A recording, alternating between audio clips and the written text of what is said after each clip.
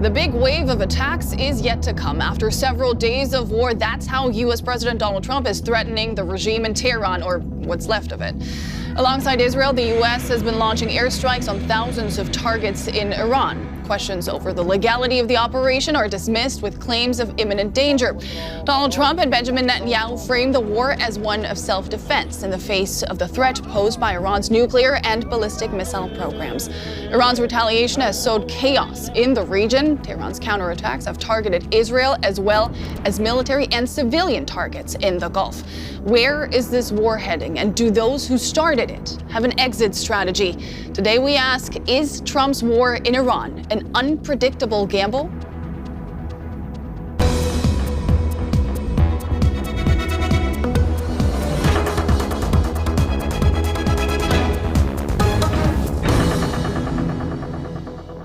Welcome to the Point. I'm pleased to introduce our panel today. Christian Hellberg is a journalist, author, and Middle East expert. Also here in the studio with me is Daniel Dylan Böhmer. He's a senior editor at the German newspaper Die Welt. We're joined remotely by Diba Mirzai. She's an Iran expert at the German Institute for Global and Area Studies in Hamburg. Joining us from across the Atlantic from New York is Hans-Jakob Schindler. He's the head of the Counter-Extremism Project and worked at the German Embassy in Tehran for 6 years. Welcome to you all. It's great to have you with us today. Christine, I want to start with you. This operation has been dubbed Epic Fury. Whose fury is it, and why is it being unleashed now?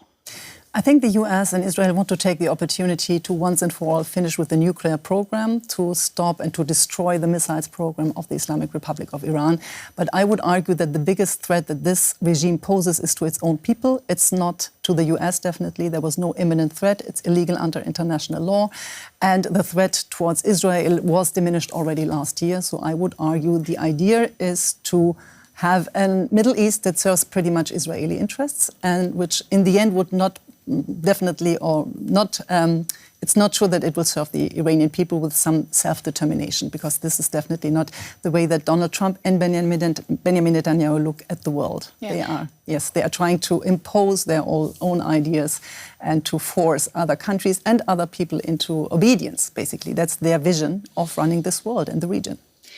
Daniel, U.S. Secretary of State Marco Rubio said that the timing of this intervention, of this operation, was very much dictated by Israeli plans to strike Iran. Who's calling the shots here? I think that's a very good question. I think that's part of the problem behind your initial question is, does anybody have an exit plan? Does anybody have a plan at all? Of course, Israel has many, many plans and designs on how to attack Iran. Its main adversary. Iranian leaders have pledged for years that they will destroy Israel, so it's natural that they have an attack plan for Iran. Did Israel want to strike on its own? No, because otherwise they would have done before the Americans had agreed to that. So they had been waiting for the Americans. It seemed until the last day that Donald Trump was actually loath to attacking, but it seems that there was an opportunity, more or less suddenly, to erase a large part of the Iranian leadership, to erase notably the supreme leader. And it seems to me, if you ask me how did it all come about, that this opportunity was presented to Donald Trump. And although he didn't want to do that in the first place, because he knew how complicated such a war would be, he may have thought in that instance, wow, I could erase all these bad guys. I could be a hero in an instance. Let's do it. Mm-hmm. Hans-Jakob, you're in New York, so I want to know from you how this is being viewed domestically. Donald Trump, of course, has said many, many times that he loves a deal and hates war. He wanted the Nobel Peace Prize. And now we're seeing him start what many view as a war of choice, putting American servicemen in harm's way.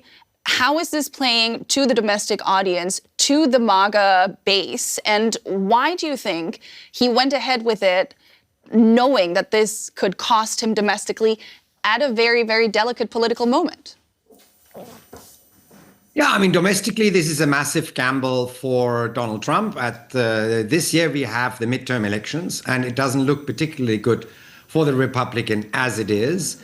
It is very clear that this is not a particularly popular war. Less than half of the Americans agree that this is a good idea. Within the MAGA camp, we had already seen splits prior to this particular military operation, where there is a very critical, very Israel-critical part of MAGA, symbolized by Tucker Carlson and Nick Fuentes, who take the American first ideology to we're not going to take care of anything else in the world anymore. This is what we want to do with the MAGA crowd. So it is a big gamble. If it works for him, then the midterms look good. If it doesn't, the midterms look disastrous. And we had a couple of first indications on how tricky it is. In the deep red Texas, the Republicans in some elections are having problems actually getting their seats. Mm-hmm. Diba, in the middle of this all, of course, the people of Iran, over 1,000 civilians have reportedly been killed since this war started already. At the same time, Israel and the United States are telling the Iranian people to take their fate into their own hands. How is this moment being perceived within Iran? It's, of course, difficult to get information out of the country, but what is this moment like for the people caught in the middle of it all?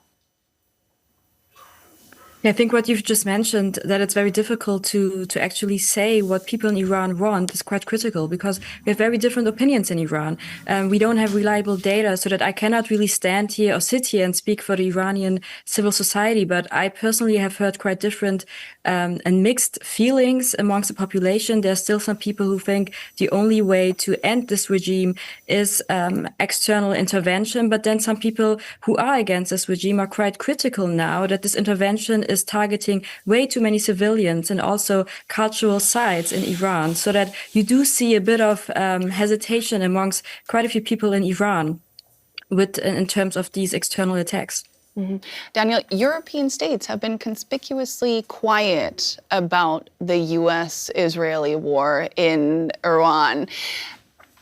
That was different when Russia attacked Ukraine. So why are we seeing this timid reaction to the war in Iran? I think we're seeing that because they are not quite decided on how to look at it.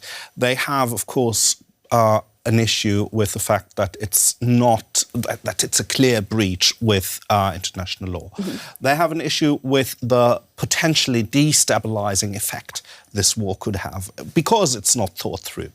But I think they do acknowledge that there is a problem, that there is a danger emanating from Iran. And at this point, I do disagree with Christine Hellberg.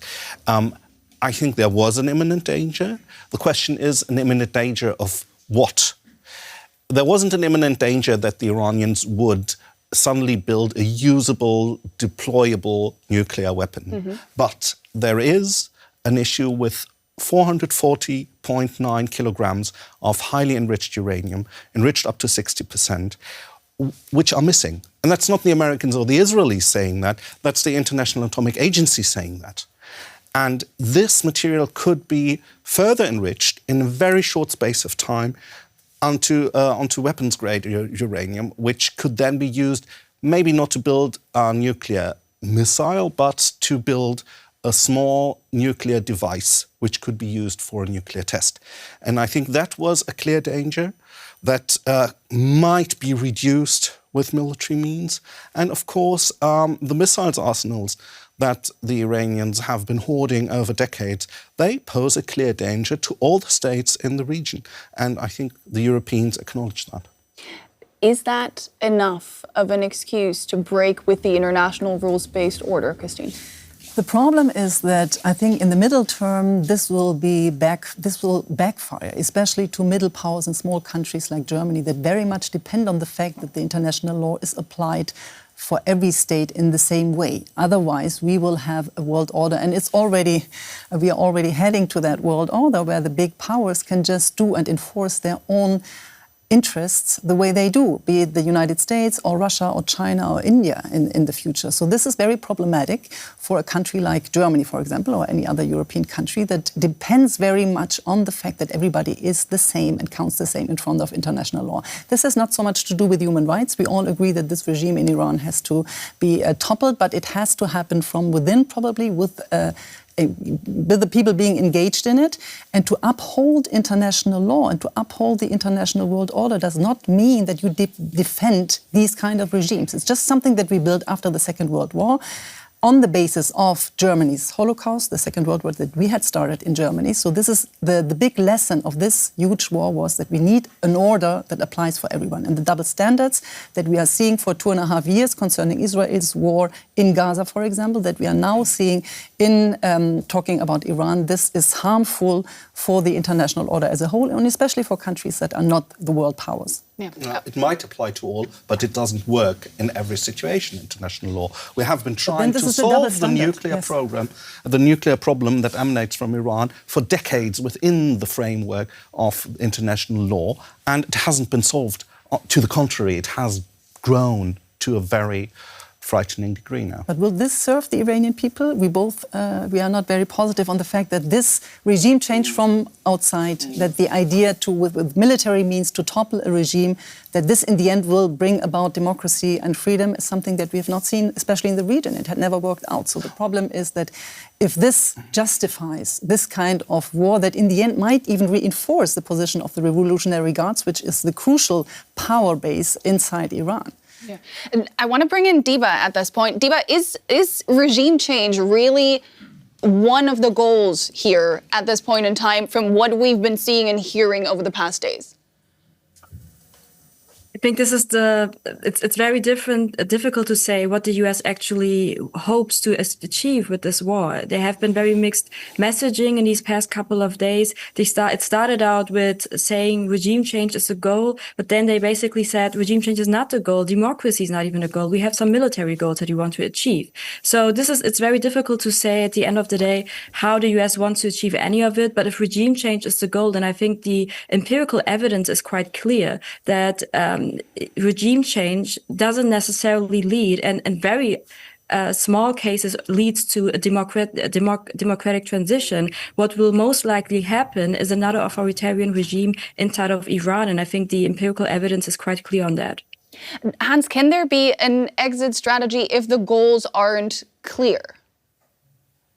Well, I mean, first of all, I really am a little bit confused that the goals were not clear. I do not think how much more clear both the US President and Prime Minister Netanyahu could have been in their statements what the aim of this is.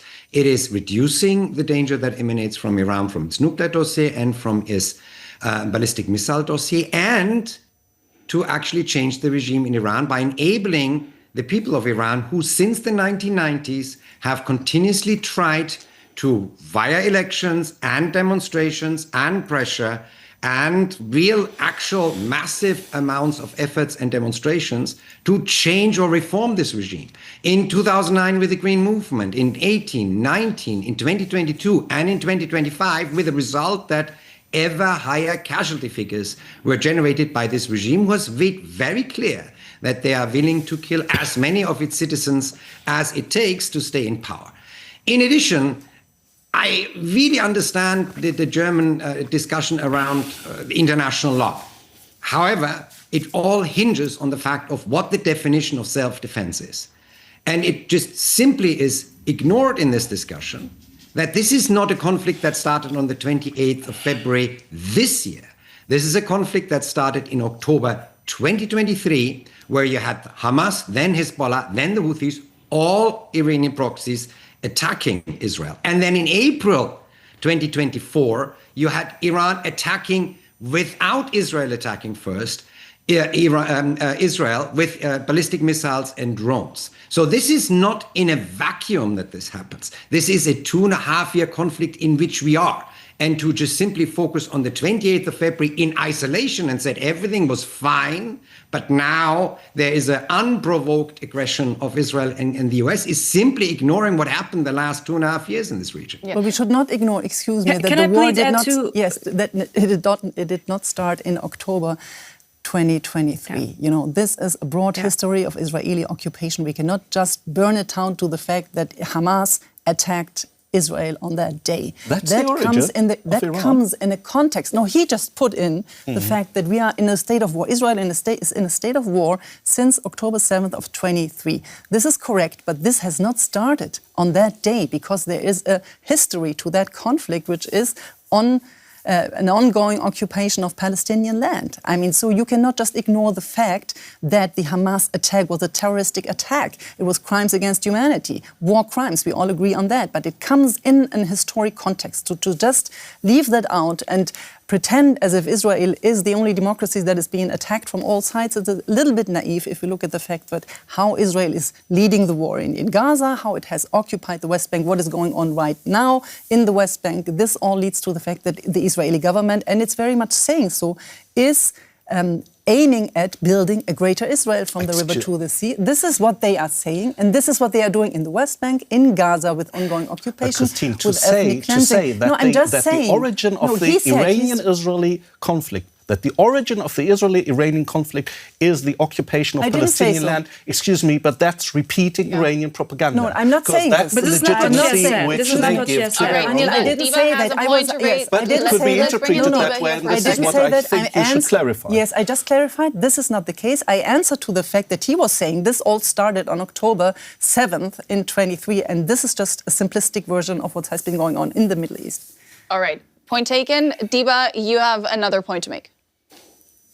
No, basically just 2 points. I want to second what Christine just said, that the roots of all conflicts in the Middle East have not started on October 7. It has started decades earlier, and by not acknowledging it, I think our narratives or our interpretation of conflicts and wars are quite limited. And the second thing I would like to say, this is really the first time that I'm hearing from someone that the goals of the US administration have been very clear. And this is the first time, Hans Jakob, that I'm hearing that. So I'm very confused to hear it. I do not think they have been clear. There have been very mixed messaging from the US administration. There seems to be even division in the US administration what the concrete goals are. And I think we should really acknowledge it instead of making people believe that it's very clear what the US wants to achieve with it. I think the US doesn't even know what it wants to achieve with it. And that's why they also don't have an exit strategy. And the problem if I can just respond to that. Yes, I respond mean, to that, if and the then let's move President of the along. United States and the Prime Minister of Israel, not once, but several times, say, these are our games, these are our aims in this war. I don't understand where the unclarity is coming from. They've made this very clear, repeatedly very clear. Even though if the goals are clear, there is no exit strategy to what's going on, and it's very easy to start and the let's war. talk about that, because the U.S. is reportedly positioning Kurdish forces and arming them to intervene from inside Iran. Is that a strategy that can work in a state as complex and multi-ethnic as Iran? Well, I think if you are looking for a military solution from within Iran and from within the Iranian population, then definitely the Kurds are your best option, because the Kurds are the best organized part of any Iranian opposition.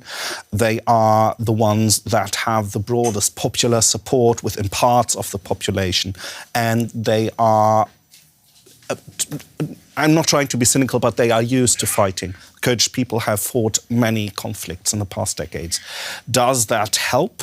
I'm not so sure. I don't think that starting a civil war within Iran will help Iran. I think starting an armed insurgency from within Iran on an ethnic basis is the way to risk the biggest antagonisms which you can have within this society. So I don't think it's a very wise step. But those Kurds that I talk to in Iraq tell me that they are pretty weary of that option, that they are not imminent to march into Iran, and that they remember how the Americans have used them in the past to fight against Saddam Hussein in Iraq, and that they were betrayed back then, and that they won't forget. And they were just being betrayed in Syria, not to forget. Exactly. Where they by fought this very administration. Yes, where they fought for in years the Islamic 1975 State. as well. Yes, many historical facts 1918. on betrayal of the Kurds, and this obviously makes them hesitate to just serve as some ground troops for the US. Yeah. You, of course, you know the region very well. All of you do. You have focused on Syria for a really long time. And there are many comparisons being drawn now between Iran and the likely outcomes, whether it could become the next Iraq, the next Syria, the next Libya. Which comparison do you find most adequate at this point in time, things as they stand? Well, what we've seen in Syria is a little bit different in the sense that we had almost 14 years of a very brutally war. And this is something that nobody wants to repeat in Iran, obviously. At the end of the regime of Bashar al-Assad was something that everybody would want for Iran because it was just dissolving from within. Nobody was ready to fight for the power of Bashar al-Assad.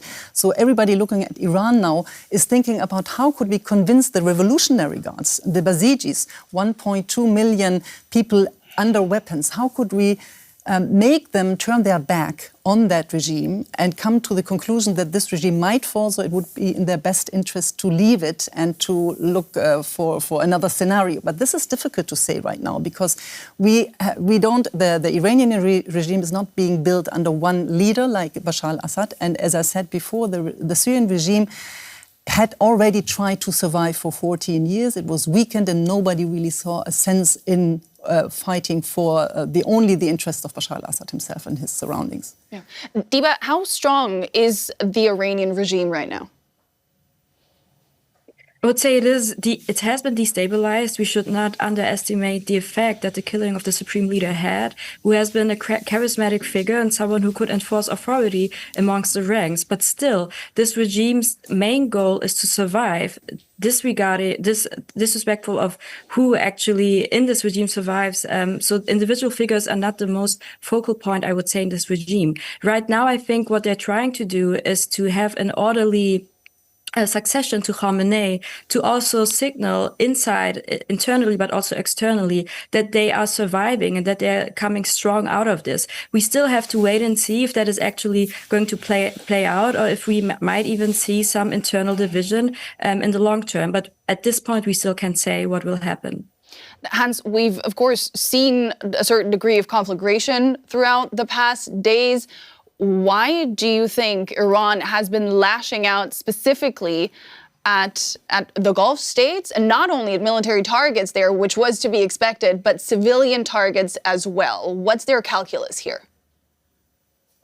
Look, I mean, it is clearly an indication of the regime's weakness. They understand that they cannot withstand conventionally this attack from Israel and the US. So they are trying to drive up the political and economic costs of the conflict, hoping that this calculation plays out sooner than their ability to withstand. Obviously, we see a very concerned strategy right now. You had a decapitation phase in the first hours of the war. Now you have very targeted attacks on Basiji, police, army, and Revolutionary Guard headquarters to remove the ability of the regime internally to exercise its power in the way that they did in December and January last year.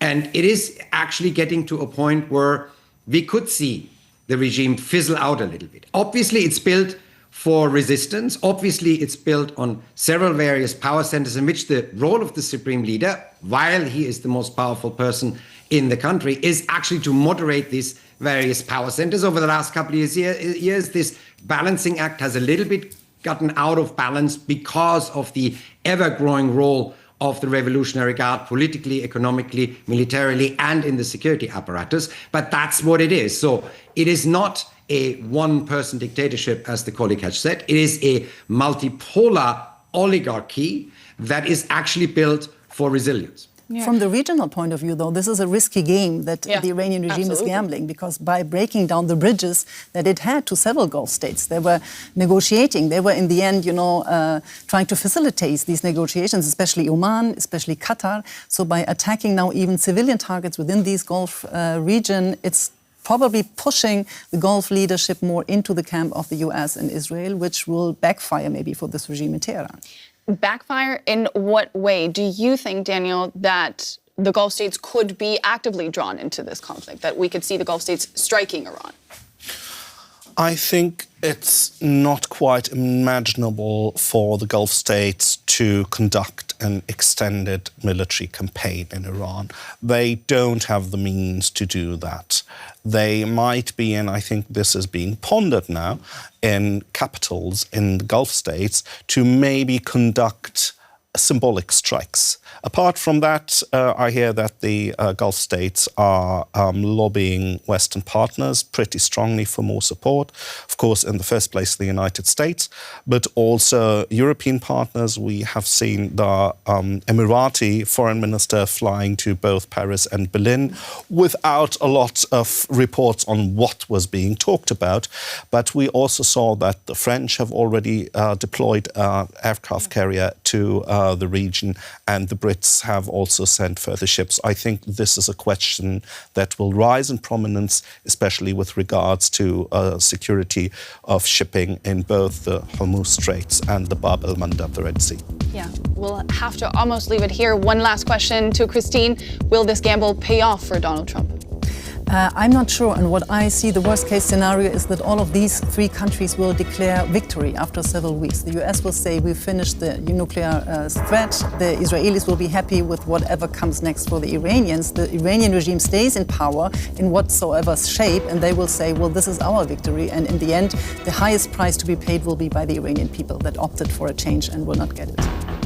And that's our time for today. I want to thank all our panelists for this lively discussion, and you, of course, for watching. I hope you enjoyed our program. If you're watching us on YouTube and have any questions, feedback, or just want to say hi, leave us a comment. For now, though, from all of us here on To The Point, thanks for your company.